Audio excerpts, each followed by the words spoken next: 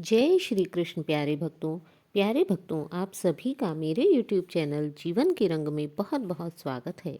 प्यारे भक्तों, आज हम लेकर आए हैं माघ पूर्णिमा की व्रत कथा। जैसे कि माघ पूर्णिमा आने वाली है, हिंदू धर्म में धार्मिक और आध्यात्मिक दृष्टि से माघ पूर्णिमा का विशेष महत्व है। माघ पूर्णिमा बहुत ही पुण्य फल देने वाली मानी जाती है। इस दिन स्नान, दान, व्रत इत्यादि का जितना अधिक महत्व है, उतना ही महत्व विष्णु पूजा करने और कथा सुनने का भी है। कहते हैं कि जो व्यक्ति पूरे महीने माघ स्नान नहीं भी कर पाता है, वह भी यदि माघ पूर्णिमा के दिन सुबह प्रातः ब्रह्म मुहूर्त में उठकर गंगा जल में स्नान करता है, उसके सभी पाप नष्ट हो जाते हैं। स्नान करने के पश्चात व्यक्ति को माघ महात्म्य की कथा का भी श्रवण अवश्य ही करना चाहिए। तो आइए आरंभ करते हैं माघ पूर्णिमा व्रत की कथा। पौराणिक कथाओं में वर्णन मिलता है कि किसी नगर में धनेश्वर नाम का एक ब्राह्मण रहता था। उसकी पत्नी रूपवती, पतिव्रता और सर्वगुण संपन्न थी। उसे बस एक ही बात का दुख था कि उनकी कोई भी संतान नहीं थी। यही कारण था कि वे दोनों बहुत ही चिंतित रहा करते थे। एक बार उस नगर में एक महात्मा आए। वे सभी नगर से सभी लोगों से दान ले रहे थे, लेकिन धनेश्वर की पत्नी जब भी उन्हें कुछ दान देने जाती, तब वे उसे लेने से मना कर देते। एक दिन धनेश्वर ने उन महात्मा के पास जाकर उनसे पूछा, हे महात्मन, आप नगर के सभी लोगों से दान लेते हैं, लेकिन मेरी पत्नी के हाथ से दान क्यों नहीं स्वीकार करते? हमसे कोई भूल हो गई है क्या? यदि हमसे कोई भूल हुई है तो कृपा कर आप हम दंपत्ति को क्षमा करें। इस प्रकार वे ब्राह्मण दंपत्ति उन महात्मा से क्षमा याचना करने लगे। तब वे महात्मा बोले, हे विप्र, ऐसा नहीं है। तुम दोनों तो बहुत ही विनम्र और हमेशा आदर सत्कार करने वाले ब्राह्मण हो। तुमसे भूल तो कदापि हो ही नहीं सकती। तुम दोनों बहुत ही श्रेष्ठ एवं पवित्र हो, सदैव धर्म कर्म के कार्यों में लगे रहते हो। तब महात्मा की यह बात सुनकर धनेश्वर हाथ जोड़कर बोले, हे मुनिवर, फिर आखिर ऐसा क्या कारण है? कृपा करके हमें अवगत कराएं कि आप नगर में सभी से दान ले लेते हैं, किंतु हम पर कोई कृपा नहीं करते, हमसे कोई भी दान इत्यादि नहीं लेते। आप आज तक हमारे घर भोजन करने के लिए भी नहीं पधारे हैं। कृपा कर मुझे बताइए। तब महात्मा बोले, हे विप्र, ऐसा कोई कारण नहीं है कि तुम्हारे अंदर कोई दोष है अथवा मुझे तुमसे कोई ईर्ष्या है। तुमसे ईर्ष्या करने का कोई भी कारण मैं नहीं देखता हूँ, किंतु तुम्हारे कोई संतान नहीं है, तथा जो दंपत्ति निसंतान होते हैं उसके हाथ से भिक्षा लेना अधम या पापी के हाथ से भिक्षा ग्रहण करने के समान माना जाता है। कहा जाता है कि जो व्यक्ति के संतान नहीं होती, उसके घर जाकर भिक्षा नहीं लेनी चाहिए। अतः तुम्हारे द्वारा दिया गया दान लेने के कारण मेरा पतन हो जाएगा। बस यही कारण है कि मैं चाह कर भी तुम दंपत्ति से दान स्वीकार नहीं कर सकता। यद्यपि इसका मुझे भी बहुत दुख होता है। महात्मा के ये वचन सुनकर धनेश्वर दुख के कारण उनके चरणों में गिर पड़ा और रोते हुए उनसे विनती करने लगा, हे महात्मन, संतान न होना ही तो हम पति पत्नी के जीवन की सबसे बड़ी निराशा है। संतान न होने के कारण हम दोनों पहले ही बहुत दुखी रहते हैं। अतः यदि संतान प्राप्ति का कोई उपाय हो जाए तो कृपा कर उसे बताने की कृपा करें। हे मुनिवर, ब्राह्मण तो सभी के दुखों को देखकर दुखी होते हैं। तब वे मुनि उस ब्राह्मण के दुख को देखकर दुखी होते हुए बोले, हे विप्र, तुम्हारे इस कष्ट का एक निवारण अवश्य है। वह मैं तुम्हें अवश्य ही बताऊंगा। तुम 16 दिनों तक श्रद्धा पूर्वक काली माता की पूजा करो, काली माता को प्रसन्न करो। यदि काली माता प्रसन्न होंगी तो उनकी कृपा से अवश्य ही तुम्हें पुत्र रत्न की प्राप्ति होगी। ऐसा सुनकर धनेश्वर व उसकी पत्नी बहुत ही खुश हुए। उन्होंने कृतज्ञता पूर्वक महात्मा का आभार प्रकट किया और घर आकर बहुत ही प्रसन्नता से उस दिन को व्यतीत किया। तब पति पत्नी को महात्मा के द्वारा बताए गए उपाय से आशा की एक किरण दिखाई देने लगी और धनेश्वर माँ काली की उपासना करने के लिए वन में चला गया। उस ब्राह्मण ने पूरे 16 दिन तक पूर्ण विधि विधान एवं श्रद्धा के साथ माता काली की पूजा की और उपवास रखा। उसकी भक्ति को देखकर तथा उसकी आर्द्र विनती को सुनकर माँ काली ब्राह्मण के सपने में आई और बोली, हे धनेश्वर, तू निराश मत हो। तूने मेरी बहुत अधिक पूजा व्रत उपवास किया है। मैं तुझे संतान के रूप में पुत्र रत्न की प्राप्ति का वरदान देता हूँ, किंतु तुम्हारा यह पुत्र 16 साल की अल्प आयु में का ही होगा, अर्थात 16 साल की आयु में तुम्हारे पुत्र की मृत्यु हो जाएगी। काली माता ने कहा, यदि तुम पति पत्नी विधि पूर्वक 32 पूर्णिमा पूर्णमासी का व्रत करोगे तो तुम्हारी संतान दीर्घायु हो जाएगी। प्रातः काल जब तुम उठोगे तब तुम्हें यहाँ पर आम का एक वृक्ष दिखाई देगा। उस पेड़ से एक फल तोड़ना और ले जाकर अपनी पत्नी को खिला देना। शिवजी की कृपा से तुम्हारी पत्नी अवश्य ही गर्भवती हो जाएगी। इतना कहकर माता वहाँ से अंतर्ध्यान हो गई। प्रातः काल जब धनेश्वर उठा तो उसे आम का एक वृक्ष दिखाई दिया जिस पर बहुत ही सुंदर फल लगे हुए थे। वह काली माँ के कहे अनुसार फल तोड़ने के लिए वृक्ष पर चढ़ने लगा। उसने कई बार प्रयास किया लेकिन फिर भी फल तोड़ने में असफल रहा। तभी उसे विघ्नहर्ता गणेश भगवान का सुमिरन किया और गणपति जी की कृपा से इस बार वह फल तोड़ने में सफल हो गया। धनेश्वर ने अपनी पत्नी को वह फल दिया जिसे खाकर कुछ समय के बाद ही धनेश्वर की पत्नी गर्भवती हो गई। दंपति काली माँ के निर्देश के अनुसार हर पूर्णिमा पर दीप जलाते रहे। कुछ दिन के बाद भगवान शिव की कृपा हुई और ब्राह्मण की पत्नी ने एक सुंदर बेटे को जन्म दिया। वह सुंदर बेटा क्योंकि देवी के नाम से उन्हें देवी की कृपा से उन्हें प्राप्त हुआ था, इसलिए उन्होंने उसका नाम देवीदास रखा।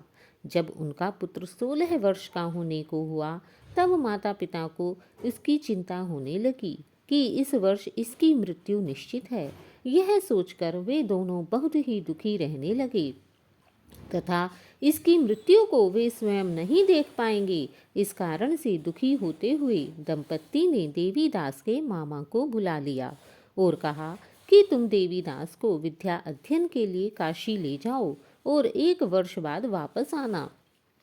तब तक हम पूर्णमासी के सभी व्रत को पूर्ण श्रद्धा से करते रहेंगे। दंपति पूरी आस्था के साथ पूर्णमासी का व्रत कर रहे थे तथा अपने पुत्र के दीर्घ आयु की कामना करते रहे।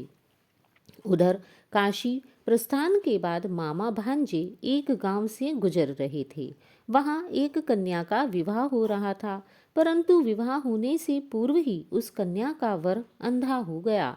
तभी वर के पिता ने देवीदास को देखा और मामा से कहा, तुम अपना भांजा कुछ समय के लिए हमें दे दो, जिससे यह विवाह संपन्न हो जाए, उसके बाद ले जाना। यह सुनकर मामा ने कहा, यदि मेरा भांजा यह विवाह करेगा तो कन्यादान में मिले धन आदि पर हमारा अधिकार होगा। वर के पिता ने मामा की बात स्वीकार कर ली और देवीदास के साथ कन्या का विवाह संपन्न हो गया।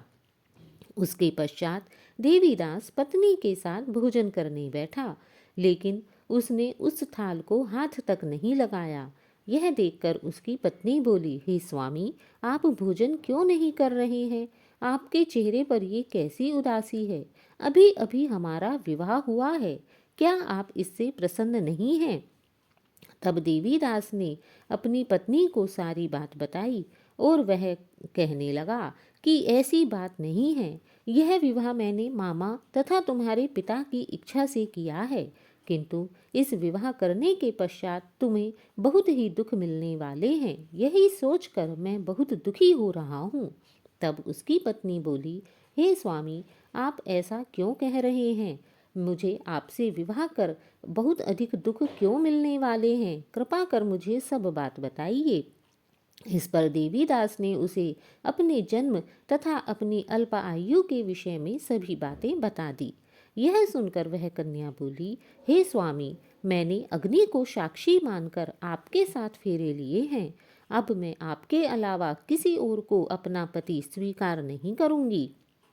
पत्नी की आयु सुनकर देवीदास ने कहा, हे देवी, ऐसा न कहो, मैं अल्पायु हूँ। कुछ ही दिन में 16 वर्ष की आयु पूर्ण होते ही मेरी मृत्यु निश्चित है। तब तुम पूरा जीवन क्या करोगी?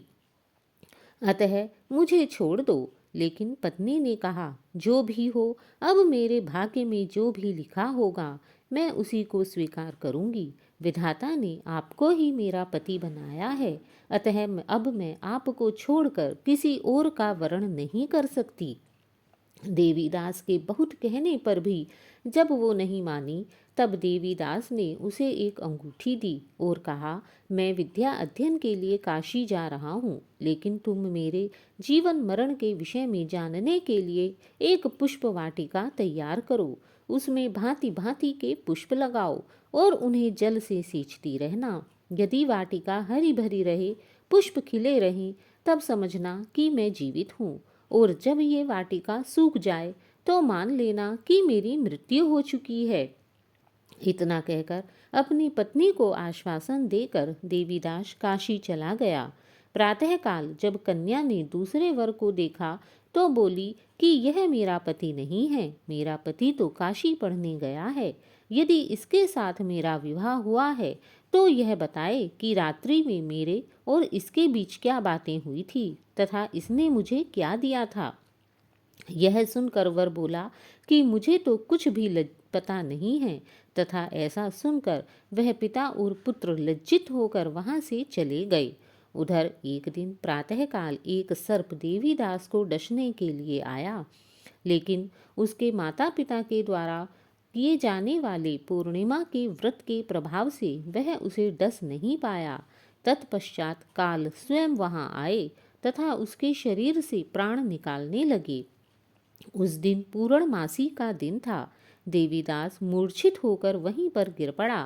तभी वहां माता पार्वती और शिवजी आए। देवीदास को देखकर माता पार्वती बोली, हे स्वामी, मैंने देवीदास को यह पुत्र दिया था तथा इसी के साथ यह भी वरदान दिया था कि यदि उसकी माता 32 पूर्णिमा का व्रत पूर्ण विधि विधान से रखेगी तो उसका पुत्र दीर्घायु होगा। तथा देवीदास की माता तभी से प्रत्येक पूर्णिमा का व्रत पूर्ण विधि विधान से कर रही हैं। उन्होंने अनेकों पूर्णिमाओं का व्रत किया है, अतः उसके फल स्वरूप कृपा कर आप इसे जीवन दान दें तथा मेरी बात का, मेरे वचनों का सम्मान करें। माता पार्वती की बात सुनकर भगवान शिव मुस्कुराने लगे तथा उन्होंने माता पार्वती की तरफ देखा और बोले, हे माँ पार्वती, आप जिस पर प्रसन्न हो जाएं, उसके प्राण लेने में भला कौन समर्थ है। ऐसा कहते हुए उन्होंने देवीदास को पुनः जीवित कर दिया। इधर देवीदास की पत्नी ने जब देखा कि पुष्प वाटिका में एक भी पुष्प नहीं रहा तो वह जान गई कि उसके पति की मृत्यु हो चुकी है तथा वह रोने लगी और बहुत दुखी हो गई। किंतु तभी दूसरे क्षण उसने देखा कि पुष्प वाटिका पुनः हरी भरी हो गई है। यह देखकर वह बहुत ही आश्चर्यचकित हुई और प्रसन्न हुई तथा उसे इस बात का विश्वास हो गया कि देवीदास को प्राण दान मिल चुके हैं। जैसे ही देवीदास 16 वर्ष की आयु को पूर्ण कर जैसे ही देवीदास ने 16 वर्ष की आयु को पूर्ण किया, मामा भांजा काशी से वापस चल पड़े। रास्ते में जब वे कन्या के घर गए तब देवीदास को उसने पहचान लिया और अत्यंत प्रसन्न हुई। धनेश्वर और उसकी पत्नी भी पुत्र को जीवित पाकर हर्ष से भर गए। इस प्रकार देवीदास को दीर्घ आयु मिली। पौराणिक मान्यता है कि जो स्त्रियां श्रद्धापूर्वक पूर्णिमा का व्रत करती हैं, पूर्णिमा की कथा सुनती हैं, उन्हें संतान का सुख मिलता है, उनके सभी संकट दूर हो जाते हैं तथा उनकी सभी मनोकामनाएं पूरी होती हैं। अतः माघ पूर्णिमा के दिन इस व्रत को अवश्य ही करना चाहिए। माघ पूर्णिमा के दिन व्रत करने से संतान की दीर्घायु होती है। जय श्री कृष्ण। राधे राधे। तो प्यारे भक्तों, यह है माघ पूर्णिमा व्रत की कथा। अतः यदि आप भी माघ पूर्णिमा पर ब्रह्म मुहूर्त में स्नान कर रहे हैं तो इस कथा को अवश्य ही सुनिए। माँ काली तथा भगवान शिव की कृपा आपकी संतान पर सदैव बनी रहेगी। तो प्यारे भक्तों, आपको यह कथा कैसी लगी? यदि आपको यह कथा अच्छी लगी हो तो प्लीज़ इसे लाइक कीजिए, चैनल को सब्सक्राइब कीजिए तथा ऐसी ही और कथाओं को सुनने के लिए हमारे चैनल पर बने रहिए। तब तक के लिए जय श्री कृष्ण। राधे राधे।